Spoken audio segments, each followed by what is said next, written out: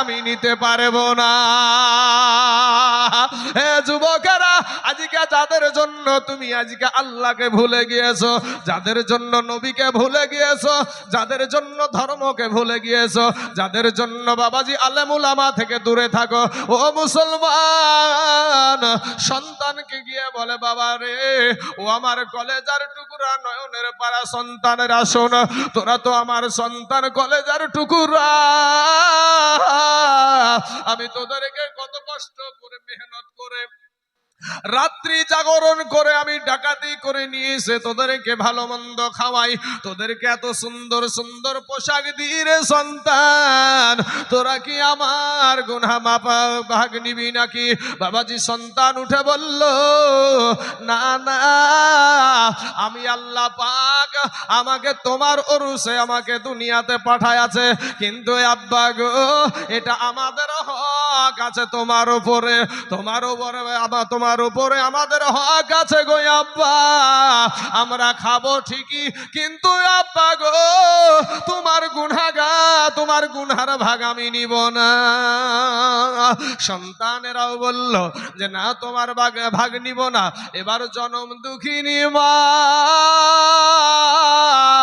যেই মা 10 মাস পেটে ধারণ করে বাবা, যেই মা বাবাজি 2 বছর বুকের দুগ্ধ খাওয়াই, ওই মা জননীর কাছে গেল, মাকে গিয়ে জিজ্ঞাসা করে, মা গো, ও গো মা, আমি নিজামুদ্দিন আজ এত বছর আমি তোমাদেরকে ডাকাতি করে নিয়েছে, কত মানুষের আমি জীবন নিয়েছি, কত মানুষের দেহ থেকে প্রাণ পাখিটা বিদায় করে দিয়েছি, কত মানুষের কত মহিলাদের স্বামীকে আমি হারায়া দিয়েছি, কত সন্তানকে আমি এতিম করে দিয়েছি, ও মা,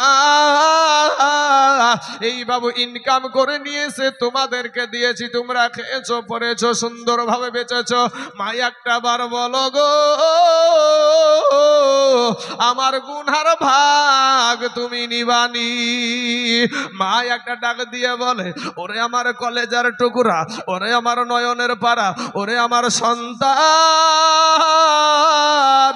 আমি তোর মা, তোকে 10 মাস পেটে ধরেছি রে বেটা, বেটা রে, আমি 2 বছর বুকের দুগ্ধ খাওয়ালছি রে বেটা, ওরে বেটা, তোর পেশাব পায়খানা পরিষ্কার করেছি, ও বেটা, তুই অসুস্থ হইলে রাত্রি জাগিয়ে তোর সেবা করেছি, কিন্তু বেটা রে, আমি বেটা মানুষ করেছি, এর কারণে তোর ওপরে আমার বড় একটা হক আছে, ওই হক তোকে আদায় করতে হবে, বেটা রে, তুমি আমার বেটা, এটা সঠিক, কিন্তু বেটা রে, তোমার গুনহার ভাগ আমি নিব না।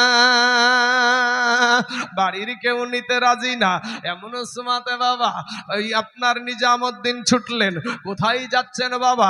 ওই জঙ্গলাতে চলে যাচ্ছে, ওই আল্লাহর ওলিকে বাবা গাছের সাথে বেঁধে রেখে এসেছে, গাছের সাথে বেঁধে রেখে আসার পরে যুবকেরা যাওয়ার পরে দেখে আল্লাহর ওলি গাছের সাথে বান্ধা নাই, জোরে বলেন সুবহানাল্লাহ, গাছের সাথে বান্ধা নাই, কারণ কে এরা হচ্ছে সেই ব্যক্তি, আল্লাহ কোরআনে তাদেরকে লক্ষ্য করে বলেছেন, আলা ইন্না আউলিয়া আল্লাহ, আল্লাহর যারা আউলিয়া তাদের ইহ জগতেও কোনো ভয় নাই, পর জগতেও কোনো ভয় নাই।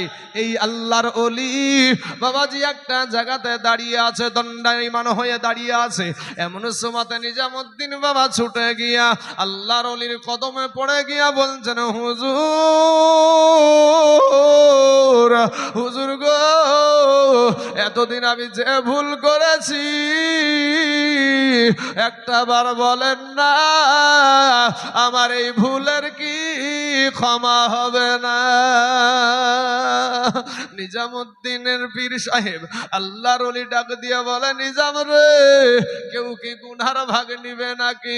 বলে না হুজুর, এত কষ্ট করে, এত মেহনত করে, এত আমি জাত শরীরকে শেষ করে দিয়া রাত্রি জাগরণ করে যাদের জন্য আমি খাবার জুগায় আসিলাম, হুজুর গো, এই মানুষগুলাকে আপন না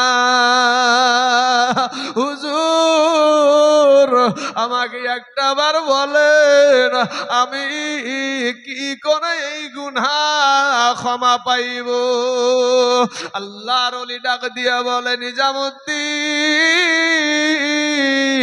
ও নিজামুদ্দিন শুনো গো, এই দেখো জংলার ভিতরে এই যে একটা মরা গাছ দেখতে পাচ্ছ, এই মরা গাছের গোড়াতে বসে যাও, আল্লাহর ধ্যানে বসে যাও।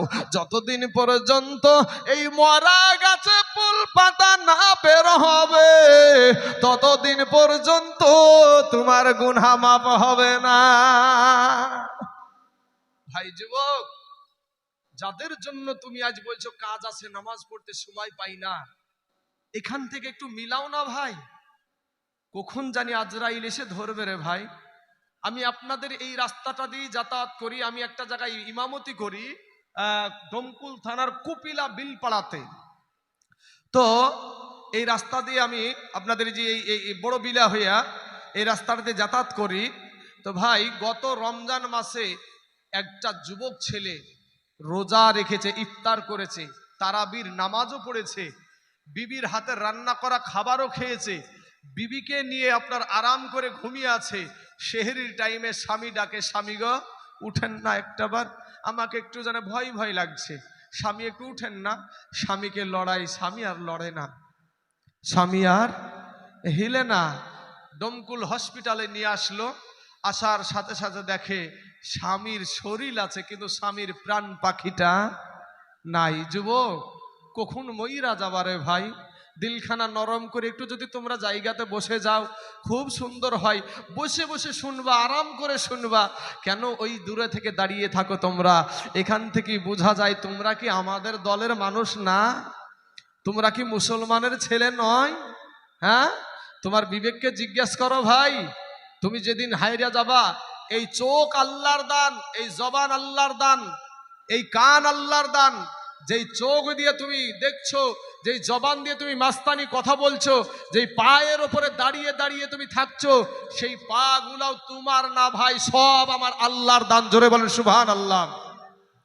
সব আল্লাহর দান। সেই আল্লাহর সাথে তুমি নাফরমানি করেছো। আমার আল্লাহ বলে, বান্দা রে, ওরে বান্দা, আমি যদি তোকে বুবা করে দুনিয়ার জমিনে পাঠায়া দিতাম রে বান্দা, পৃথিবীর এমন কোন সার্জন ছিল না, এমন কোন ডক্টর ছিল না যে তোর মুখ দিয়ে আবার জবান ফোটায়।